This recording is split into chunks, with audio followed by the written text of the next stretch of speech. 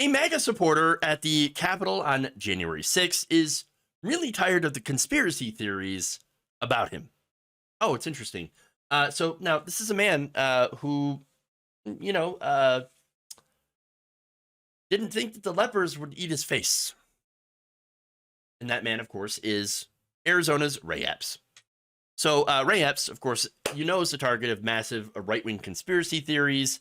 And he had spoken to the January 6th committee about his experiences following the Capitol riots, including the often cited, again, conspiracy theory that he was a Fed, that he was part of the FBI, and that it was the FBI who orchestrated or who somehow led Trump supporters, which were, according to another conspiracy theory, were all Antifa into the Capitol building to discredit Trump supporters who had showed up, but then actually had not showed up, but that members of the right wing, the ones who were in jail, are being supported by Marjorie Greene and other members of the right wing who think they're political prisoners being treated very poorly. There's a lot to this conspiracy. There's so much here. Sometimes you have to, put up like a whiteboard or something like Glenn Beck and start drawing all these lines between, because that's what they're doing. All right. So that said, all these conspiracy theories are fascinating because it really does show you how far they'll go to try to never take any responsibility for anything anyone on their side does wrong. Really. It's always things like, oh, it's the deep state. No, it's the FBI. It's Antifa. It's crisis actors. It's aliens in a skin suit. Okay, let me tell you. It's not human intelligence! Okay, it's not. It's CIA, NSA, DC Metropolitan Police. There's all that stuff. Now, I'm not saying that conspiracy theories don't exist or conspiracies don't exist. There was a conspiracy to try to overturn the results of the election. It was just the right wingers that were doing it. All right. And look, the thing is, is that you have these things that are not backed up by any sort of evidence. Again, the mass voter fraud, et cetera, et cetera. That said, let's go on to Epps, because I risk getting derailed. Epps told the January 6th committee that the theory that he was working for the FBI never made much sense to him.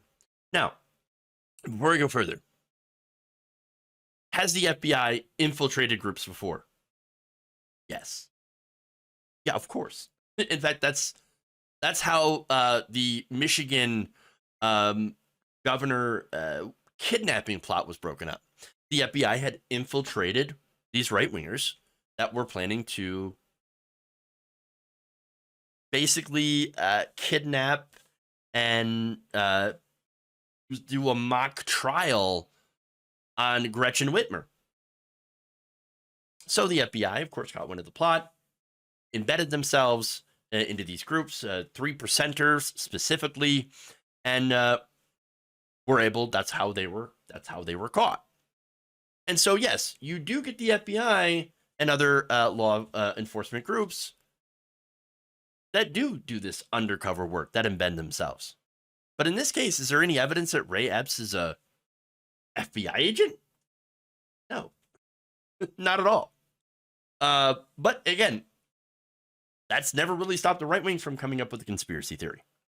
In fact, he told the January 6th committee, he's like, look, me working for all that stuff, the government, that's ridiculous. I mean, no. The only time I've been involved with the government, he said, is when I was a Marine. All right. That said, the right, and this was spread by Marjorie Greene, by the way. This is part of a video that she had posted on Twitter, and this is her proof. This is their proof that he is that he's an FBI agent, that he's a Fed. Tomorrow, we need to go into the Capitol. Into the Capitol. What? No! Peacefully. Fed. Oh, see, so they said he was a Fed. So that must be. They must have been right. No, look, again, you had a lot of people that were at January 6th, and not all of them stormed into the Capitol because not all of them were complete and utter morons. Most of them, yes. But the ones who were there who didn't go into the Capitol, yes, a lot of them still did trespassing. Still, all right.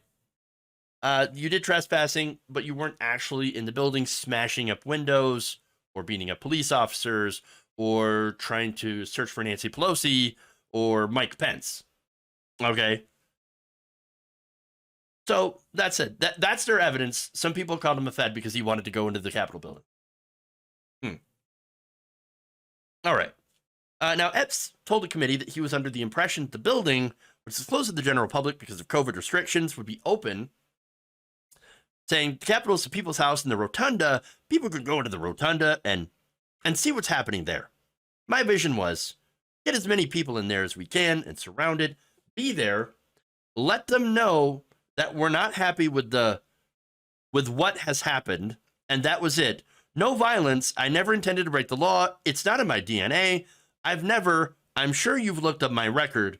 I don't break the law. Okay, but sure, he was there. And there's body camera footage of him.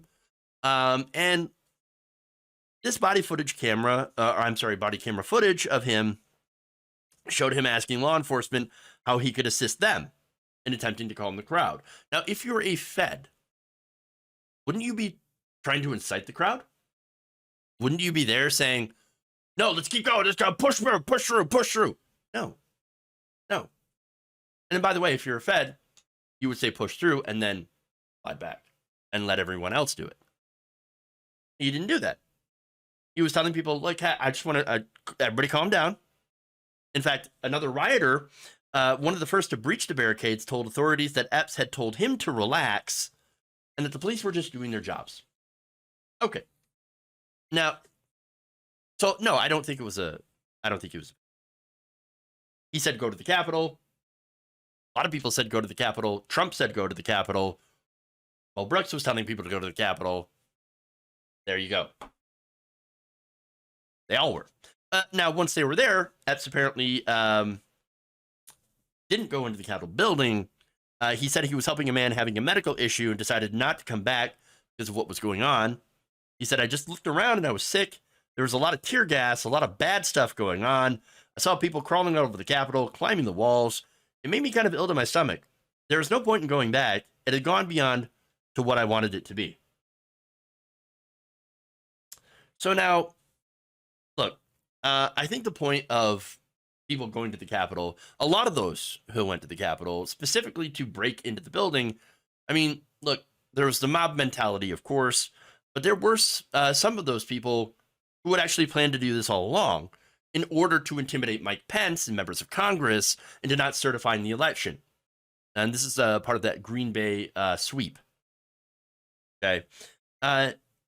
Yet, the thing is, he was not one of those people. Epps wasn't. Now, that said, Epps became the target of conspiracy theory anyway. And it was spread by the same members of Congress who actually voted not to certify the election. You had Thomas Massie, Matt Gaetz, Marjorie Greene saying, oh, this guy, he's obviously a Fed. No, I don't believe that. This guy's a MAGA guy, and he believes in his own conspiracy theories about this. In fact, he still believes in conspiracy theories about mass voter fraud, election fraud, and also believes that it wasn't Trump supporters that were breaking into the Capitol. He told the committee that it was Antifa. But we're supposed to believe that he's a Fed when he's literally doing their talking points that they still believe in. It's amazing. It's amazing. And by the way, it also saying that he is a Fed that that was encouraging the crowd of alleged Trump supporters, I guess in their mind, because they can't figure out if it's Antifa or Trump supporters that were led into the Capitol, because it'd be really weird for a Fed to lead Antifa supporters into the Capitol building to make Trump supporters look bad. But anyway, they'll find a way to make that make sense. But the ones who believe that it was Trump supporters that were there, well, they say, well, this guy, it's all his fault that Trump supporters went in. Well, then how are you the free thinkers then? How are you call everybody else a sheep, but you get led by one guy who allegedly is a Fed into the Capitol building to then, smear feces all over the walls, floors, break down doors, windows, beat up cops. That's all because of him? No. Okay. Are they so weak-willed they would listen to this one guy? No. Come on. None of this makes any sense. Doesn't hold any water. So again, at the end of the day, you've got MAGA pointing the finger at Epps, Epps pointing the finger at Antifa, which isn't an organization at all, nor was anyone affiliated with Antifa even there, which again isn't a group or believes in that ideology, but facts don't matter. And this is really the whole point here. The facts don't matter for them.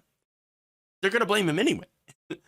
And again, the situation got really bad because the online MAGA mob decided to go after him. And now, I'm not saying that I feel bad for him. No, but just this is the situation. He says his grandchildren were being picked on at school because of his actions, and that more seriously, he's gotten death threats. He's also had business issues, people showing up at his house.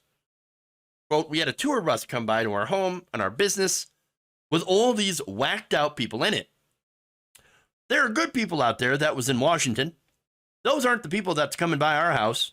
This attracts, when they do this sort of thing, this attracts all the crazies out there. And they, he refers to, of course, as Marjorie Greene and others that were pointing the finger at him, essentially, for what happened on January 6th. And he said, quote, I mean, it's real crazy stuff. And they brought that kind of stuff to the floor of the House. And he specifically talked about Thomas Massey there.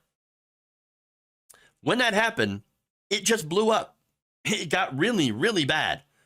Him and Gates and Green, and yeah, they're just blowing this thing up. So it got really, really difficult after that.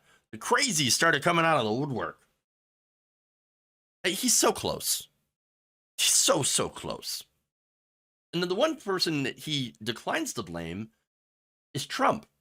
Again, interesting, because again, if Fed and you're following these right-wing conspiracy theories, isn't the prevailing theory that they want to blame this all on Trump to take Trump down? Yeah, I know. It's, again, all these things, when you look at them, don't really make all that much sense. That said, here's what he said about Trump. I think that he's being misled right now. I think he surrounded himself by a few people that they don't have the truth. And they're trying to push a narrative.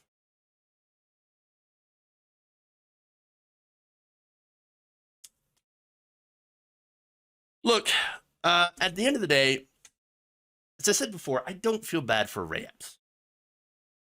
Why? It's because it's the people that you threw in with. You believed in this conspiracy theory. You showed up on January 6th. You got other people to try to show up on January 6th. Why are you at all surprised when the leopards started eating your face? This is what happens. In the search to find someone to blame other than themselves, they will point at some random person, in this case Epps, and say, well, it was all his fault. He's the patsy. He's the real problem. And of course, that has real implications. I don't, I feel bad for his family for getting harassed and attacked and his grandkids and stuff. But I don't feel bad for him specifically because this is what he had asked for. This is what he had gotten himself into. And as usual, if you fuck around, you're going to find out. In this case, he's finding out from his supposed friends.